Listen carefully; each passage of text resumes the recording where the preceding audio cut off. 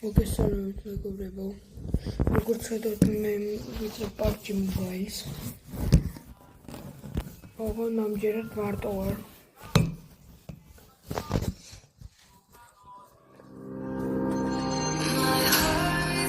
ვიდეო გთხოვთ და ლაიქეთ ვიდეოს და კომენტარით დააყენეთ.